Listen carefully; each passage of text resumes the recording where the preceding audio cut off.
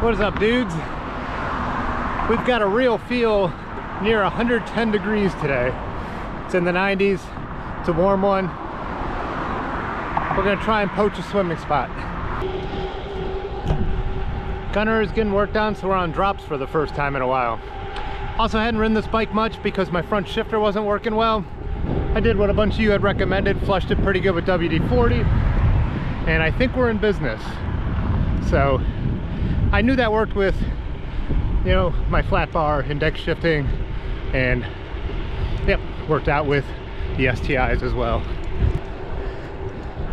Since this bike had been sitting, the tires were also flat, so put some sealant in it. Didn't realize how low on tread the rear tire is. Definitely needs to be replaced. I have one, I just didn't have time to put the new one on. So hopefully a bunch of fresh sealant gets us through at least this ride. Raleigh standard casing tire. I was probably telling myself when it warmed up I would replace the tire, and then I just forgot about it.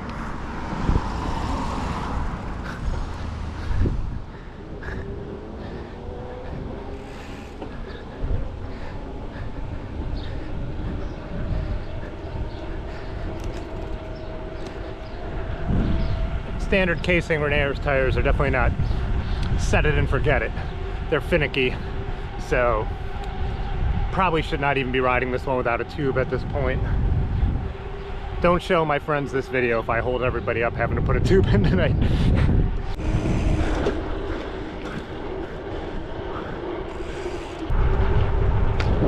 So I have the Raleigh standard casing. It's called the Hurricane Ridge 42 mil tire in the back. My favorite tire in the world. I keep putting them on this bike even though I wear them out, I beat them up. As I mentioned, they're always finicky. They just ride so nice. I have the extra light on the front. It's black wall, it's not a tan wall. And I don't know if it's because the black wall or if it's because it's on the front, but it's holding up way better than the Hurricane Ridge standard casing is.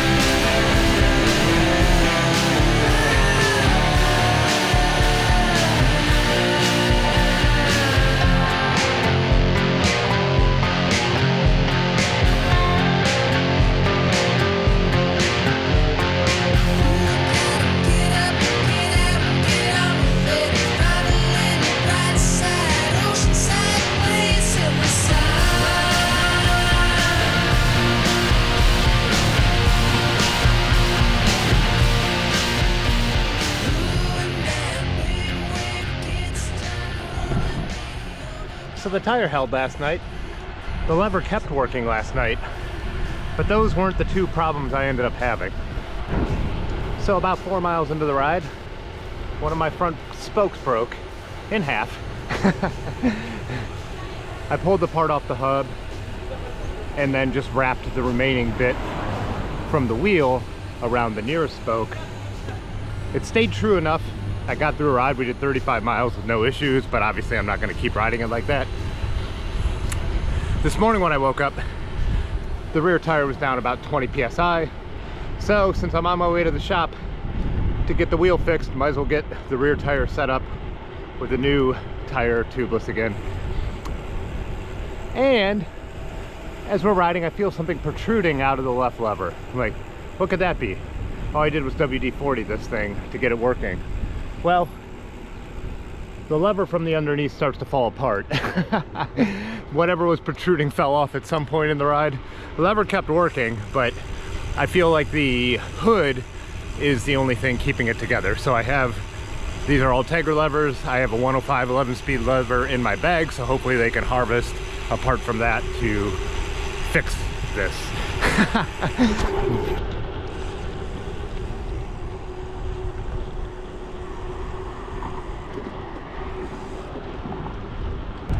So spending 45 minutes last night to tune up the brakes, get sealant in the tires, get the lever working. Of course, other things go wrong. It just, I finished the ride. That's all that matters. So now I'm gonna grab the Gunnar, drop this bike off.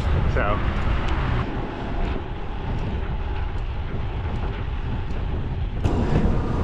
I would say it was a waste of time putting sealant in these tires, but hey, I did go out and get a 35-mile ride and go swimming with my friends. Had some beers, had some burritos. It could be a worse use of time, I'm sure.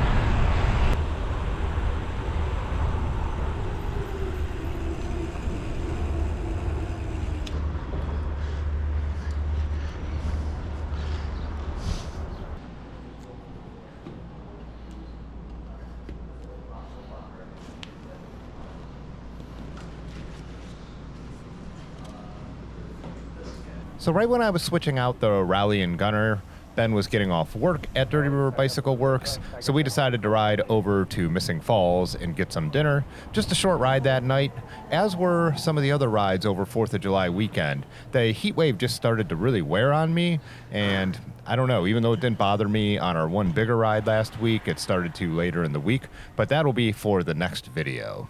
Anyways, thanks as always for watching. Consider becoming a channel member if you want to support us some more, and I will see you in the next video. Peace.